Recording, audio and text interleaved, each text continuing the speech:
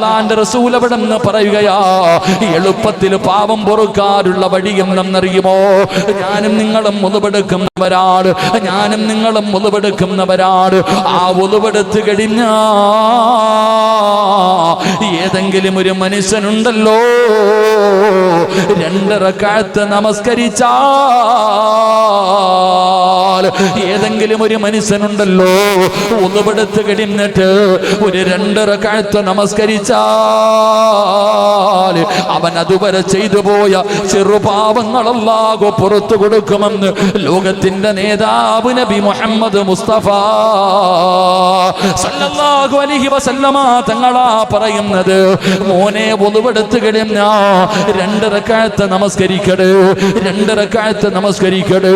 അല്ലാഹുവേ, മഹാനായ നബി മുഹമ്മദ് മുസ്തഫ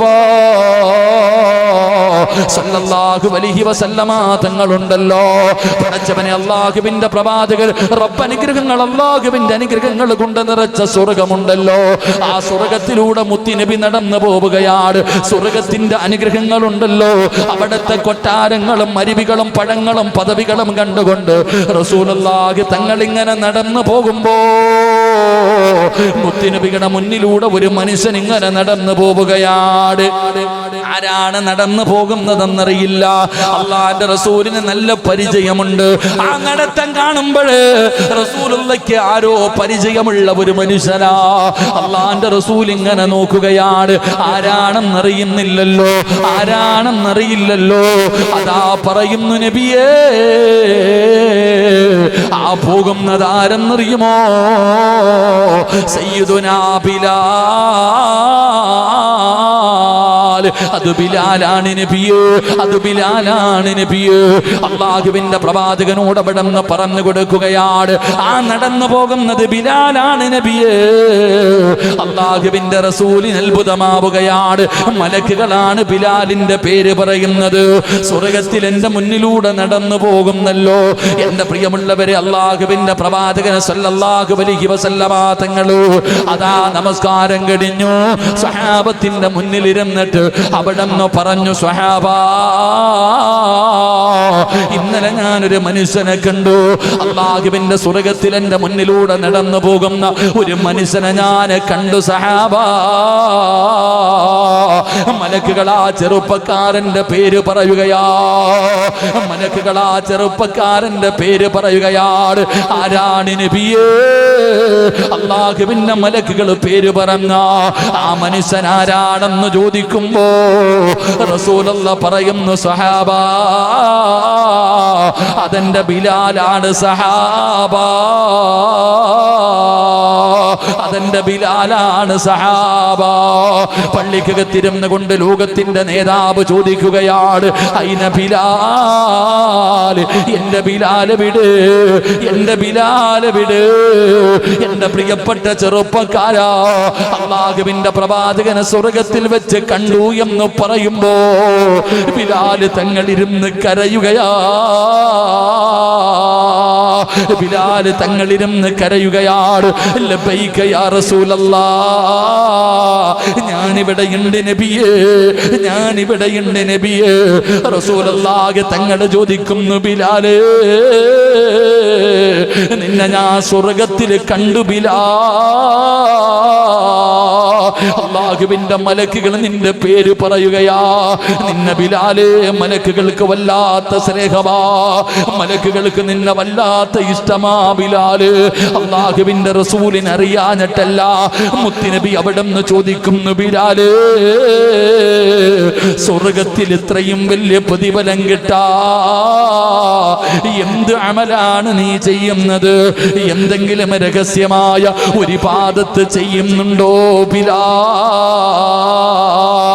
അല്ലാഹുവിന്റെ റസൂലല്ലേ ചോദിക്കുന്നത്, പറയാതിരിക്കാൻ കഴിയില്ലല്ലോ. ബിലാൽ തങ്ങൾ പറഞ്ഞ മറുപടി എന്തെന്നറിയുമോ? യാ റസൂലല്ലാഹ്, മുത്തുനബിയേ,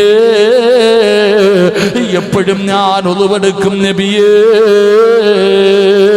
എപ്പോഴും ഞാൻ ഉളുവെടുക്കും നബിയേ. ഞാൻ ഉളുവെടുത്തു കഴിഞ്ഞാ 2 റക്അത്ത് നമസ്കരിക്കും നബിയേ. സഹാബാ, ബിലാലിന് സ്വർഗം കിട്ടാനുള്ള കാരണം അതാണ് സഹാബാ. അതുകൊണ്ട് പറയുകയാ, ഒന്നുപെടുത്ത് കഴിഞ്ഞാൽ 2 റക്അത്ത് നമസ്കരിച്ചാൽ അവന്റെ പാപങ്ങൾ പൊറുക്കുമെന്നാണ്, അവന്റെ ജീവിതത്തിൽ ചെയ്ത പാപങ്ങൾ പൊറുക്കണമെന്നാണ്. അതുകൊണ്ട് ഈ സദസ്സിലിരിക്കുന്നവരോട് നിങ്ങൾ എപ്പോഴും ഒന്നുപെടുത്താലും നിസ്കരിക്കണമെന്ന് ഞാൻ പറയുന്നില്ല. പക്ഷേ ഫർദ് നമസ്കരിക്കാൻ ഒന്നുപെടുത്ത് കഴിഞ്ഞാൽ, ഫർദ് നമസ്കരിക്കാൻ ഒന്നുപെടുക്കുമല്ലോ, അപ്പോഴെങ്കിലും ഒന്ന് നിസ്കരിക്കടാ സഹോദരാ. അല്ലാഹു ഈമാൻ നൽകി അനുഗ്രഹിക്കുമാറാകട്ടെ.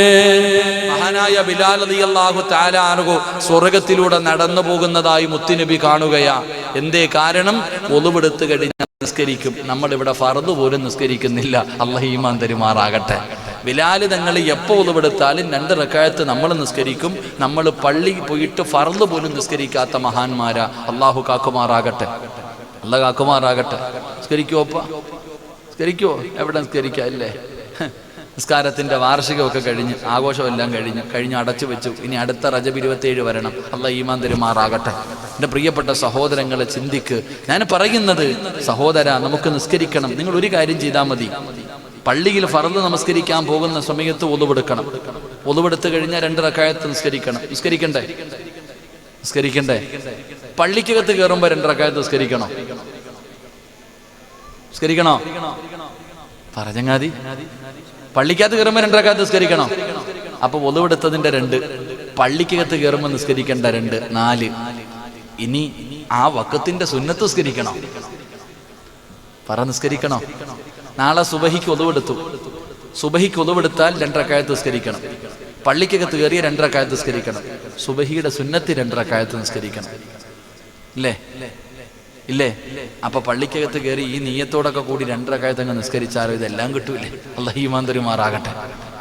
അങ്ങനെയെങ്കിലും നിസ്കരിക്ക്. വേർതിരിച്ച് ഒളുവിന്റെ 2, പള്ളിക്കകത്ത് കയറുമ്പോൾ 2, സുന്നത്തിന്റെ 2, അങ്ങനെയെങ്കിലും ചെയ്തില്ലെങ്കിൽ ആ സുബഹിയുടെ സുന്നത്തെങ്കിലും നിസ്കരിക്കുക. അത് സാധാരണ സുന്നത്തല്ല, അതിന് വലിയ മഹത്വമുണ്ടെന്ന് നബി മുഹമ്മദ് മുസ്തഫ സല്ലല്ലാഹു. അല്ലാഹു നമുക്ക് ഈമാൻ നൽകുമാറാകട്ടെ. ഞാൻ സുന്നത്ത് നിസ്കരിക്കണമെന്നൊന്നും പറയുന്നില്ല. ഫർദെങ്കിലും നിസ്കരിച്ചാൽ മതി, അത്രയേ ഉള്ളൂ. ഫർദെങ്കിലും നിസ്കരിക്ക്. നമുക്കതൊന്നും ഇല്ലല്ലോ.